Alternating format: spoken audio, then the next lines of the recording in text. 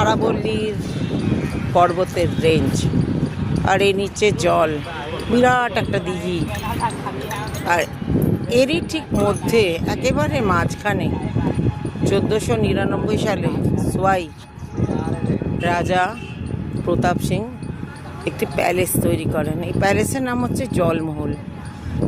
কথিত আছে যে এর প্যালেসটার 1, 2, 3 তলা জলের মধ্যে নিমজ্জিত, সেইভাবেই তৈরি করা হয়েছিল এবং শুধু ওপরটা এই ভাসমান রয়েছে।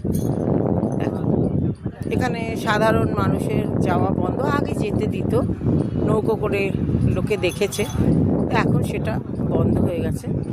অনেকে বলে যে রাজারা যখন মাছ ধরতেন, আমোদ প্রমোদ করতেন, তখন এখানে আসতেন, থাকতেন, এবং রাজস্থান যেহেতু খুব গরম জায়গা, সেহেতু এখানে একটা ঠান্ডা ব্যাপার থাকতো। আমরাও দাঁড়িয়ে আছি, খুব ঠান্ডা লাগছে। আর দেখো আরাবল্লী রেঞ্জ কি অসাধারণ। সব রাজাদের যেমন ছিল অর্থ, মানে প্রতিপত্তি, তাদের কিন্তু শখটাও ছিল। তাদের এই সৃষ্টিটা কিন্তু সত্যি কথা আমাদেরকে একেবারে নাড়িয়ে দিচ্ছে। ঠিক আছে।